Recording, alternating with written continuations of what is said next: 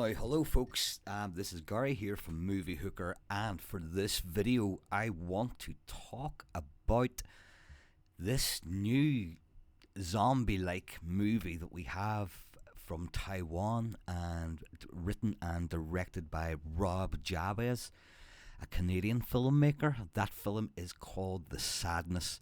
Now there's some mixed reviews here, and and there's some phenomenal reviews as well about it. So there really is a mixed bag of emotions when it comes to The Sadness. Now, did we like it? Yes, we fucking did. Now, I'm going to read you our review here from moviehooker.com. So if you want to check it out, then obviously you go to moviehooker.com. But Jessica wrote this review, and I think this sums up the movie greatly here. So just bear with me. Okay, right. So sorry, one sec here. With an oversaturated zombie genre, it is very difficult to come up with a fresh approach. But here we have a very infectious, dynamic movie. Instead of using zombies, people become infected with a flu-like virus that affects the limbic system in our brains, especially the part that controls our human sexual behavior and aggression. We are left with our most primitive instincts turned into completely irrational beings. We can see the archetypes as the main characters. Even if you can tell what is going to happen, it doesn't make the ride any less enjoyable. In a society where we have learned to behave and make it work so we can live in harmony together, many would say that we have been suppressing ourselves, our true selves. If you're wondering what would happen when we surrender to those killer thoughts, this movie gives us a very good glimpse of this.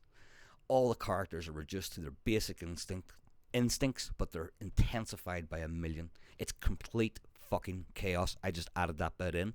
The character design is really well done, not only because of the prototypes and their development, but the makeup is top notch, well executed for a viral infection.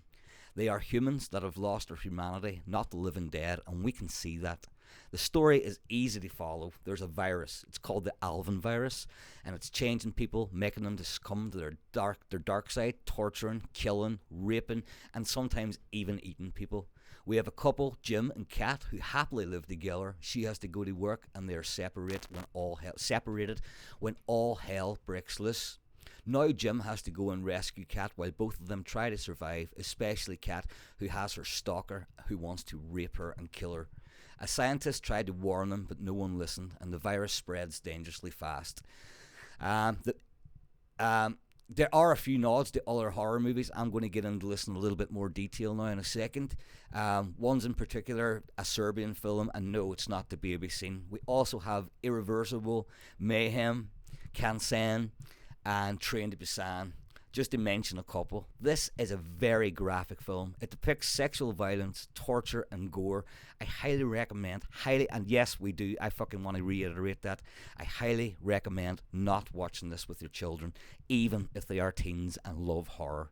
If you like slasher or extremely violent movies, this Taiwanese film is a must for you. Now, the Blu-ray is released on the 15th of April, so it is already available, and we actually just purchased it today. We got the MediaBook one, which was €32 or something, so quite expensive, but I believe it is a must for any fans of really hardcore graphic violence and fans of films that really push the boundaries of cinema. Hold on now, I put my mic back. Now, here's what I want to talk about when it comes to what I've been mentioning in some YouTube videos, where it's inspired by or it's fucking completely ripped off by something. Now, this is a fucking great. The Sadness is a fine example of how to take some scenes and make them your own while still fucking giving a nod to the original. Not like the fucking John Wick scene in The Villainous where it's just completely ripped off. Not like fucking Christopher Nolan with Paprika, which is Inception, or fucking Requiem for a Dream, which is Perfect Blue. Or a scene from the Perfect Blue. Anyway, I think The Sadness is a fucking great example of how they make a fucking nasty little film. Obviously inspired by the movies that you grew up and you loved throughout your life.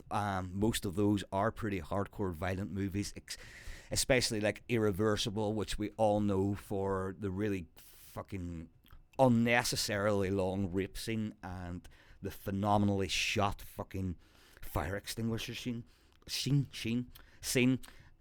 which is still, it still baffles me to this day, that Irreversible scene, and how clever the editing is there, and also the sound design in that scene. So yeah, overall, The Sadness is a fucking must for any hardcore fans of violent movies. And as Jessica says in the interview, or in the fucking review, that this is not one for young kids who love Annabelle and The Conjuring and Insidious and all that fucking watered down wank. But anyway, yeah, here's another thing. Now, I fucking really look at movies now, especially when I've learned about, sound design and movie props and editing. And I'm not saying I'm a fucking master, but I am just watching like a fucking eagle. I am like a fucking eagle when I'm watching.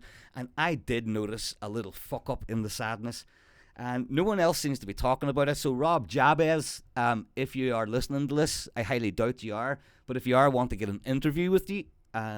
Also, the scene in the basketball court where it is, okay, and this is a little bit of a spoiler, it's sort of earlier on in the infection, and the main guy, Jim, is running, and he ends up in this basketball court, but there's these guys that are torturing this guy, and like this, it's like when Jessica says in the interview, it's complete chaos. It really hits you a little bit fucking different than any other viral zombie movie, because they're not really technically zombies. It's sort of like the rage virus, although they are still fucking animals. They are more like zombies than the infected in The Sadness, because they're very much still human, but their eyes are just black as the fucking night, and that is as black as their soul. They have no control over what they're going to do.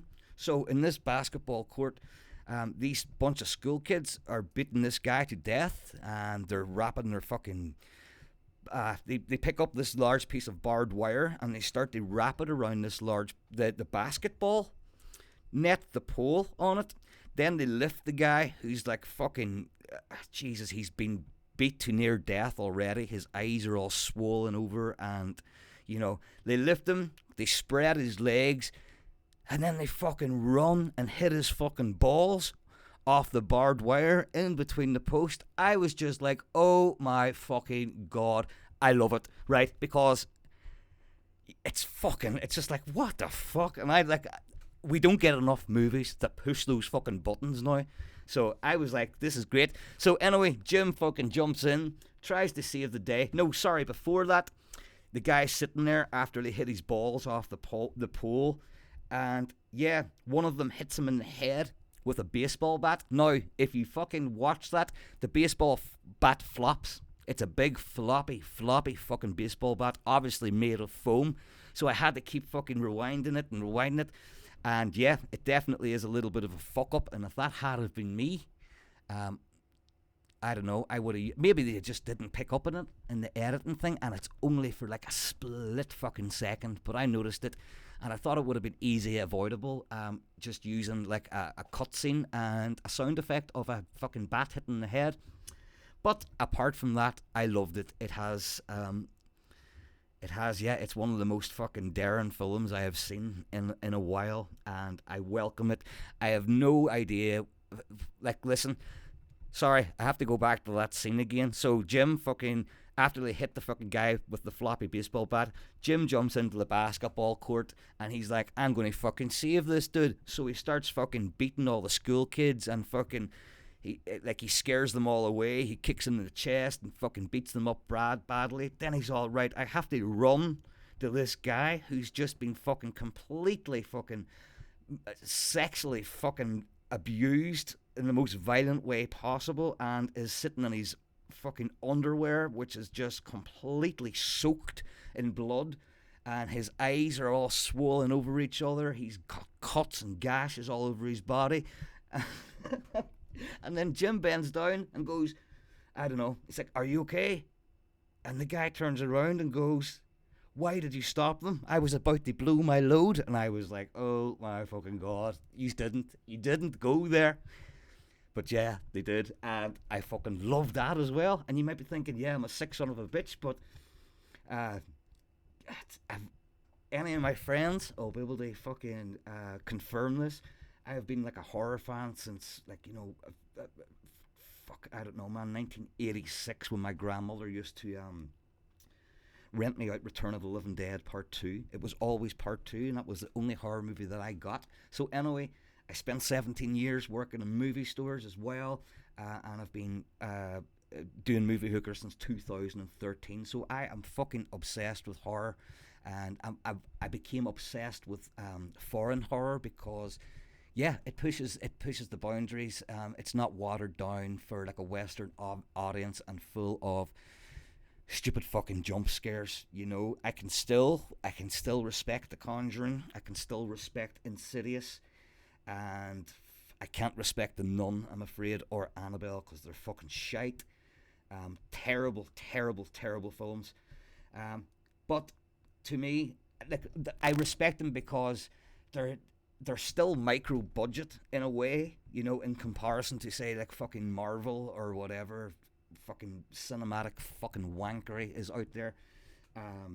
Yeah, they're still very micro budget in terms of Hollywood blockbusters, but they are huge. Like, it's a huge budget if it's a horror movie, because usually horror is made on such a limited budget.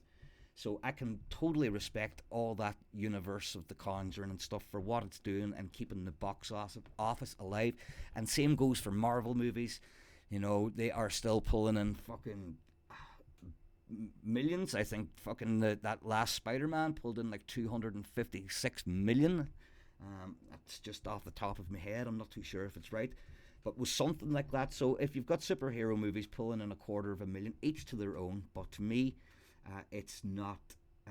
It's watered down, and they're made in that way because they need to get the bums on seats. And yeah, so yeah, I respect all the horror and all that stuff, the Hollywood horror, but it's just not for me, and that is why The Sadness is for me. I think this is one of the best. This is one of the best sort of. This to me, it's sort of like it reinvented the genre. The same way that the Rage virus reinvented the genre in fucking 28 Days Later.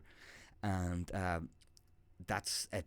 So The Sadness is holding like a special place. Like, obviously, fucking, you got the Romero movies, and that sort of was our formula for just zombie films. And then we got 28 Days Later, which, by the way, is a fucking zombie movie. By the way, Alex Garland has recently said in an interview, yes, they're fucking zombies. Doesn't matter if they're infected with rage, they're still fucking zombies. And now, all these years later, it's The Sadness that has reinvented that genre again. So I really want to say a big, huge congratulations to Rob Jabez and to anybody and everyone involved in that film.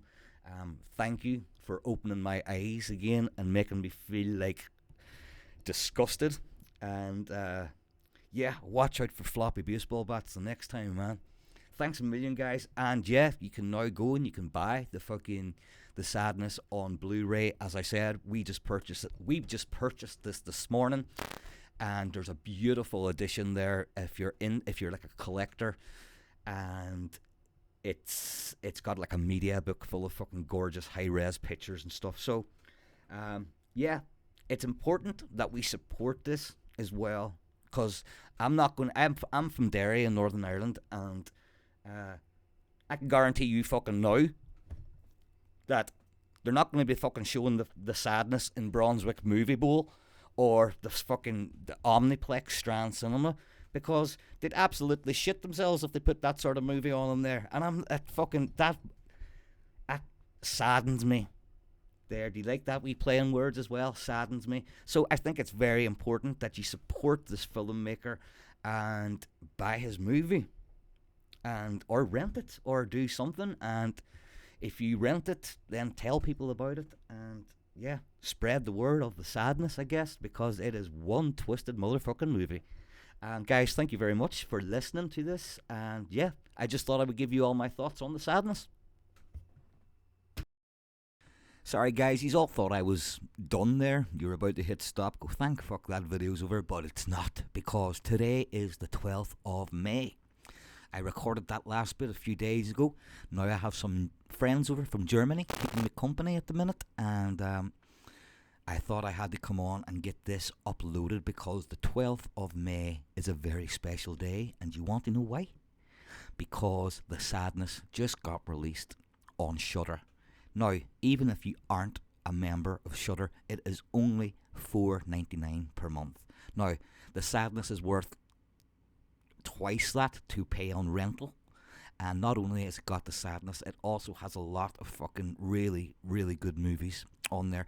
I wouldn't be the biggest fan of most of the Shudder originals. It's primarily one of the main reasons why I had to stop reviewing movies, because not reviewing movies, getting screeners, because a lot of them are shit.